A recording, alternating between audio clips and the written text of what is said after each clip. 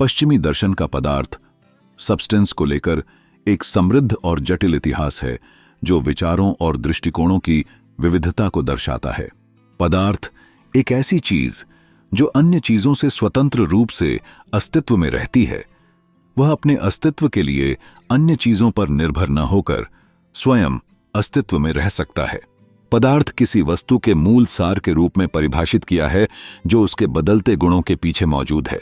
पाश्चात्य दार्शनिक परंपरा में थेल्स, एनेक्सिमेंडर, एनेक्सिमेनीज, हेरेक्लाइट्स, पार्मेनाइडिस, प्लेटो, अरस्तु, Thomas Aquinas, Augustine, Descartes, Spinoza, Leibniz, Locke, Berkeley, Hume, Kant, Hegel, Karl Marx, Sartre इत्यादि दार्शनिकों ने पदार्थ की मूलभूत प्रकृति को समझने के लिए भिन्न भिन्न दृष्टिकोण पेश किए हैं। पश्चिमी दर्शन में सब्सटेंस शब्द का एक समृद्ध और विविध इतिहास है जो अक्सर चीजों की मौलिक प्रकृति या सार को दर्शाता है। पदार्थ एक ऐसी चीज है जिसका अस्तित्व अन्य सभी चीजों से स्वतंत्र है, या एक ऐसी चीज जिससे अन्य चीजें बनी हैं या जिसमें अन्य चीजें मौजूद हैं। पश्चिमी दार्शनिक विचार के संदर्भ में पदार्थ के बारे में कुछ मुख्य बिंदु और दृष्टिकोण इस प्रकार हैं। प्राचीन दर्शन। प्राचीन यूनानी दर्शन में थेल्स ने जल, एनेक्सिमेंडर ने असीम या एपिरॉन, एनेक्सिमेनीज ने वायु, हेरेक्लाइट्स ने अग्नि को मूल तत्व माना। प्लेटो ने रूपों या प्रत्ययों, अमूर्त, परिपूर्ण संस्थाओं, एब्स्ट्रैक्ट, परफेक्ट एंटिटीज और भौतिक दुनिया, मटीरियल वर्ल्ड के बीच अंतर किया। अरस्तु के लिए पदार्थ या ओसिया व्यक्तिगत संस्थाओं, इंडिविजुअल एंटिटीज को संदर्भित करता है जो पदार्थ और रूप, मैटर एंड फॉर्म से बनी होती हैं। अरस्तु के लिए पदार्थ प्राथमिक प्राणी, प्राइमरी बीइंग्स हैं जो स्वतंत्र रूप से मौजूद होते हैं और उनका अपना सार होता है। प्लेटो के लिए वास्तविकता अमूर्त रूपों, एब्स्ट्रैक्ट फॉर्म में निहित थी, जबकि अरस्तु ने पदार्थ को भौतिक अस्तित्व के रूप में देखा जो व्यक्तिगत संस्थाओं का आधार था। यह मौलिक अंतर उस समय की धार्मिकता और विचारधाराओं में गहरे प्रभाव डालता था। मध्यकालीन दर्शन। मध्यकालीन काल में एक्विनास जैसे दार्शनिकों ने पदार्थ की अरस्तु की अवधारणाओं को ईसाई धर्मशास्त्र के साथ एकीकृत किया। एक्विनास ने तर्क दिया कि ईश्वर परम पदार्थ है और उन्होंने परिवर्तन या एक्सीडेंट्स की अवधारणा पर भी चर्चा की जो पदार्थ को बदले बिना बदल सकती हैं। थॉमस एक्विनास ने पदार्थ को ईश्वर की परिकल्पना के अनुरूप ढालते हुए तर्क किया कि परम पदार्थ ही सच्ची वास्तविकता का प्रतीक है। प्रारंभिक आधुनिक दर्शन। पुनर्जागरण और ज्ञानोदय के दौरान पदार्थ के इर्द गिर्द चर्चाएं विकसित हुईं। उदाहरण के लिए रेने डेकार्टे ने दो पदार्थों की प्रसिद्ध रूप से कल्पना की, मन, रेस कॉगिटांस, और शरीर, रेस एक्सटेंसा, जिसने द्वैतवाद के बारे में चर्चाओं के लिए मंच तैयार किया।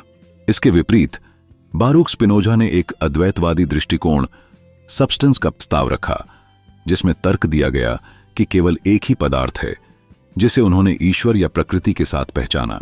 प्रारंभिक आधुनिक काल में पुनर्जागरण के प्रभाव ने पदार्थ पर नए दृष्टिकोणों का स्वागत किया। डेकार्टे ने मन और शरीर के बीच दो भिन्न पदार्थों का उल्लेख किया जो आधुनिक द्वैतवाद, ड्यूअलिज्म का आधार बना। इसके विपरीत स्पिनोजा ने एक अद्वैतवादी दृष्टिकोण, मोनिज्म, अपनाकर अपने समय में रचनात्मक विचारधारा को जन्म दिया। अनुभववाद और आदर्शवाद। अनुभववादी परंपरा में जॉन लॉक, जॉर्ज बर्कले और डेविड ह्यूम जैसे दार्शनिकों ने पदार्थ, सब्सटेंस की अवधारणा पर सवाल उठाया। लॉक ने पदार्थ के विचार को एक अंतर्निहित वास्तविकता, अंडरलाइंग रियलिटी के रूप में पेश किया, लेकिन उन्होंने माना कि इसके बारे में हमारा ज्ञान सीमित है। ह्यूम पदार्थ के अस्तित्व के बारे में पूरी तरह से संशय में थे। उनका तर्क था कि जिसे हम पदार्थ कहते हैं वह केवल गुणों का संग्रह मात्र है। 19वीं और 20वीं सदी का दर्शन। 19वीं और 20वीं सदी में हेगेल ने पदार्थ की गतिशीलता पर जोर दिया, जहां पदार्थ और विषय एक दूसरे के साथ अंतःक्रिया करते हैं। पदार्थ की अवधारणा विकसित होती रही। GWF हेगेल ने एक अधिक गतिशील समझ प्रस्तुत की, जहां पदार्थ और विषय को बनने, बिकमिंग की प्रक्रिया में परस्पर जुड़े हुए देखा जाता है। अस्तित्ववादी दार्शनिकों ने पारंपरिक सिद्धांतों को चुनौती दी, जिसमें पदार्थ की उपस्थिति के बजाय अस्तित्व की पहचान को प्राथमिकता दी गई। मार्टिन हाइडेगर और विभिन्न अस्तित्ववादियों जैसे दार्शनिकों ने पदार्थ की पारंपरिक धारणा की आलोचना की। इसके बजाय अस्तित्व और सत्ता, एग्जिस्टेंस एंड बीइंग पर जोर दिया। समकालीन दर्शन। समकालीन तत्व मीमांसा में पदार्थ के इर्द गिर्द चर्चाएं जारी रही हैं।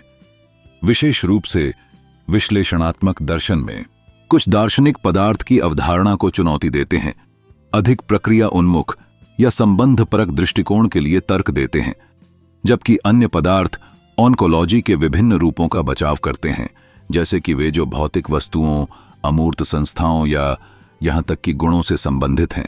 समकालीन दर्शन में पदार्थ की अवधारणाओं पर गहन बहसें जारी हैं। कुछ दार्शनिक विश्लेषणात्मक दृष्टिकोण से पदार्थ की चुनौती देते हैं, जबकि अन्य इसके विभिन्न रूपों को मान्यता देते हैं। कुल मिलाकर पश्चिमी दर्शन में पदार्थ की धारणा वास्तविकता, अस्तित्व और अस्तित्व की प्रकृति के बारे में गहरे और जटिल प्रश्नों को दर्शाती है, जो वो बमतो विभिन्न ऐतिहासिक अवधियों और दार्शनिक स्कूलों में महत्वपूर्ण रूप से बदलती रहती है। इस प्रकार पश्चिमी दर्शन में पदार्थ का विचार वास्तविकता और अस्तित्व के गहरे प्रश्नों की ओर ले जाता है।